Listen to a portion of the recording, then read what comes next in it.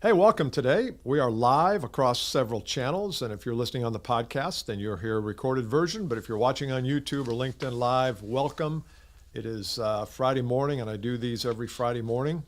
At least I started back doing it last week, so we're going to continue here for the next few months. I'd love to hear from you. You can comment below. Let me know, what you think of the content, or if you want me to go less frequently, more frequently. If you just don't like my voice or don't like the microphone, you just tell me, man. I'll live with it.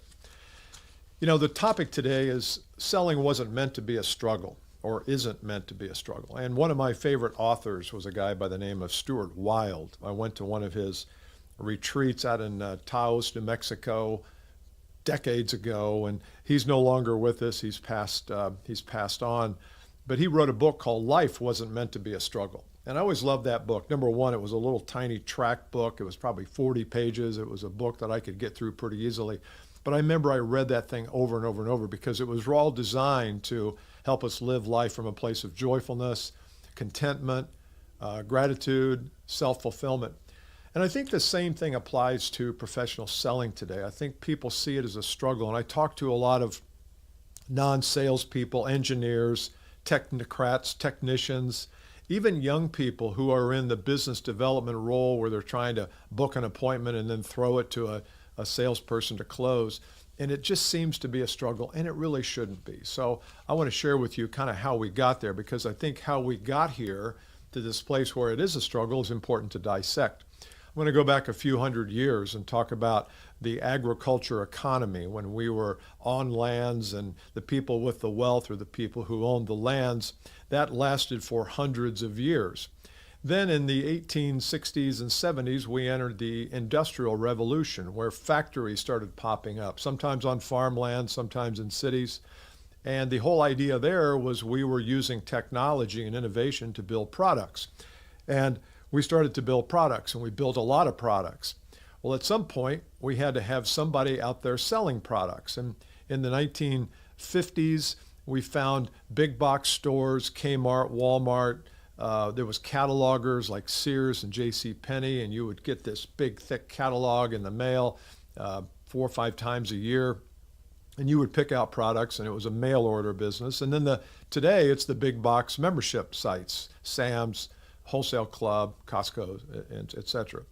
And so there's always been this demand as we build products to be able to sell those products to consumers. And so enter the salesperson. Now, the salesperson didn't come along in the 70s. They've been around long before that. But the whole idea was when we trained salespeople, we trained them to go out and persuade people to buy our stuff. This goes whether you're selling services today, modern digital services or products themselves or solutions of any kind. The salesperson was trained and coached in the art of convincing a buyer that they were the best and that they knew what they were talking about and that their life would be miserable if you didn't buy from them. And so the problem is, in many ways, the reason selling feels like a struggle today is because of how we were trained.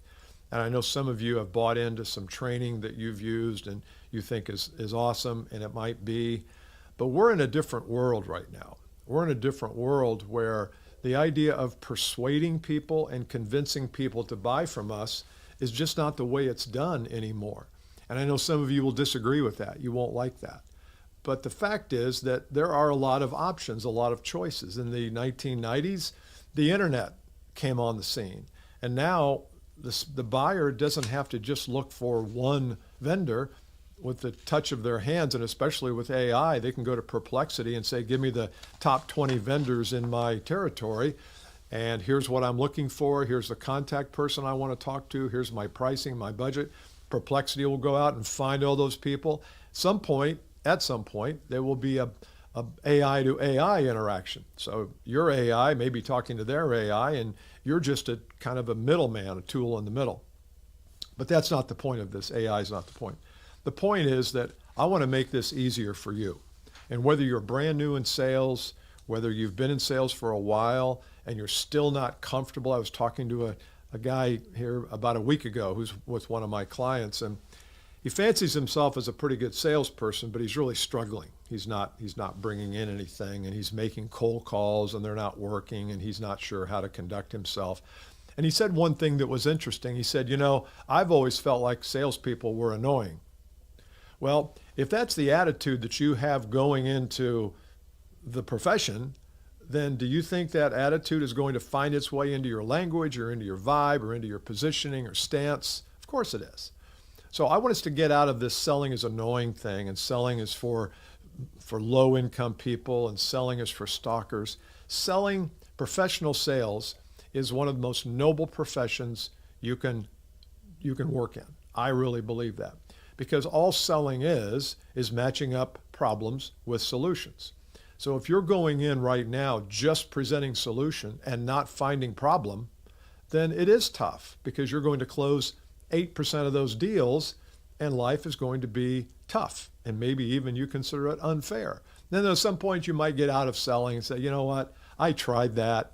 I don't like it. It's not for me. Well, it wasn't for you because you didn't understand what I'm about to share. All right? So let's talk about 5 things that I believe, if you were to change your mindset a little bit, change your approach, is going to make selling more fulfilling, more joyful, less pressure, and probably more income. And that's what I know you want. So here we go. Number 1, I want you to, when you enter into the marketplace, whether it's on the phone, face-to-face, shooting videos like this, I want you to detach from all outcomes. I want you to get past the outcome. Don't worry about whether a person is going to buy or engage with you or not. Put that in the background. It doesn't matter. In fact, I'd say the more it matters to you, the more you're going to send off a vibration of desperation. So don't even think about whether a person's going to buy or not. To be honest, I think it's a lot of the trouble that we have today, because our leaders put a lot of emphasis and stress and pressure on us to make the numbers. Well, if that's the only pressure to make the numbers, then you're going to go out and do everything you can to make the numbers. And I think that's a big miss. I would say, leaders, stop obsessing about numbers. Start obsessing about the sales process. Start obsessing about the mindset of your sales team. If you get the mindset of your sales team right, and I'm talking to owners now and presidents, everything else will take care of itself. But when the mindset is all about, I'm impatient and I want to put on my best foot and I want to build credibility and I want to make the sale, do you see how resistance then comes up? Of course.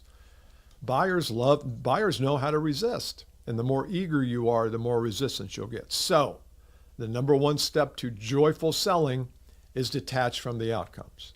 Don't worry about the outcome. The outcome will be the outcome. If you do a great job, what I'm talking about here in the next 4, you don't have to worry about the outcomes. They'll be fine. All right. The second way to make selling more joyful and less of a struggle is be curious. I want you to hone your curiosity muscle. And I do think it's a muscle. If you haven't been curious about anything for your entire life, then you're probably not going to start now. If you're somewhat curious, great. Start to work that muscle. I was talking a couple days ago to the top performer in a company. He was by far the best performer.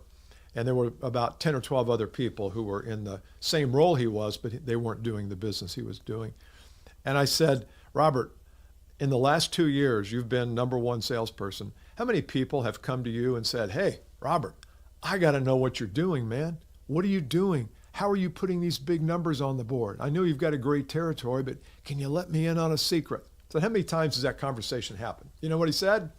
0. Do you know why? Nobody's curious. Everybody's letting their ego control them. So get your ego out of it. Show up to your prospect, or even internally, but show up to your prospect and be curious. Try to understand what their plight is, their dilemmas, their frustrations, their circumstances, their problems, their destinations. Try to learn all you can about that. And I'm not saying interrogate people, nor am I saying send an upfront assessment where you ask them that. This probably is a mono on mono game. Do it on the phone, do it on Zoom or on Teams. But I want you to be curious about what they've tried in the past that has worked and that hasn't worked, and what they're trying to accomplish. What are they running from? What do they want to avoid? Where do they want to go? If you get curious about the prospect and become obsessed with their issues and their pains, you're going to send off a vibe that's hard for them to say no to. But if you're not curious and if you're just showing up trying to get a deal, is it any wonder they're resisting? All right. Point number 3 to how to make selling more joyful, more contentment, more grace is to understand the customer roadmap. If you're in the business of helping a customer, client, transform their business, or at least the part of the business that you represent solutions for, you've got to have a roadmap. You can't rely on just the verbal description of the roadmap. You've got to have a roadmap that is a documented, a visual that helps them see where they're going, what you can do to help them get there, what the path is, where the headwinds are, where the friction is. If you're not supplying that, then their brain is trying to work overtime on trying to figure out, well, what does this look like? What does this solution look like? And don't give me a list of features and benefits or a list of services. That's not transformation. That's not a customer roadmap. That's just your marketing brochure. And that's unhelpful. So one of the things you can do as a person who's looking to take the pressure and become more joyful about selling and reduce the struggle is develop a customer roadmap. It has 5, 6, 7, 10, 12 steps. I don't think it's got more than 10 or 12, but just what are the steps to helping them get from where they are to where they want to be? Now, one of the things you also have to understand is where they want to go. And that's part of that being curious thing. Remember I said you've got to understand that desired destination your prospect has? Well, that's what we're talking about here. Once they have the desired destination, you know where they're starting from, you know where they're trying to go, you can develop a roadmap. And this could be custom for a prospect, but it could be just a universal roadmap you build, and then along the way, things might change. You might have to tweak some things. All right? So number 4, build a customer roadmap. I'm sorry, that was number 3. Number 4, the number 4 way to reduce the struggle in selling is to assume that you're not talking to the right people or all of the right people. I know we've been talking about this for years. Who makes a decision? What's the process? How is it made? What is the criteria for being made? But just assume that you're not talking to the right person. Now, even if you're calling higher and starting at the CEO level, that still doesn't mean you're talking to the right person, because a lot of CEOs have learned to delegate some of these decisions. Now, they're probably still a part of it, but I want you to talk to all the people inside the organization that stand to gain or lose by this decision. What are the people who are going to gain by this decision? If it gets implemented properly and correctly, who are those people? I want to talk to them. Who are the people who stand the most to lose? I want to talk to them. Who are the financial people that are going to actually, kind of review the budgets and review the expenses? I want to talk to him or her. So just assume you're not talking to the right person. Then you've got to figure out a way to get to the right person. I would suggest on your first meeting, you find out, well, what is the lay of the land? What's the ecosystem on the part of the customer? What's their ecosystem, and how are decisions like this made? I've got a call here in a couple days with a company, an international company, and we're down the path, and we still haven't sorted out the decision process, and that's one of the things that's on my agenda. In fact, I just sent them the PowerPoint of the agenda. We've got to find that out. I can't go any further unless I know, am I even talking to the right people?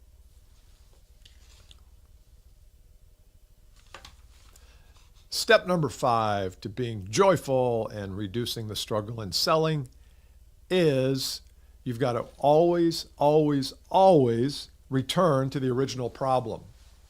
Sometimes we can do a good job up front at understanding the problem the customer's trying to avoid or the destination they're trying to get to. But then, as we go, we forget that. And then all the customer has is the price of doing nothing and the price of buying from you, or the price of buying from a lowly competitor versus the price of buying from you at a premium. And so all the juxtaposition is in the wrong place. I want you to juxtapose the cost of the problem, the cost of your solution with the cost of the problem. If the problem costs them $100,000 to have and they've had it for 4 years and will continue to have it and it'll continue to grow, that's the number I want you to be focused on, not the cost of your product or the price of your product. I know we talk about ROI a lot, and we kind of throw that acronym around. What's the ROI on this? You know what? It's intellectual. Get down to what's the cost of the problem and how will this person that I'm speaking with be affected by that cost? Maybe it takes money right out of their pocket. Maybe it doesn't deposit money into their pocket.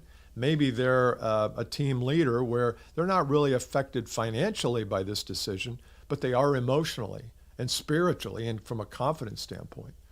So number 5 is you've got to always get back to the original problem.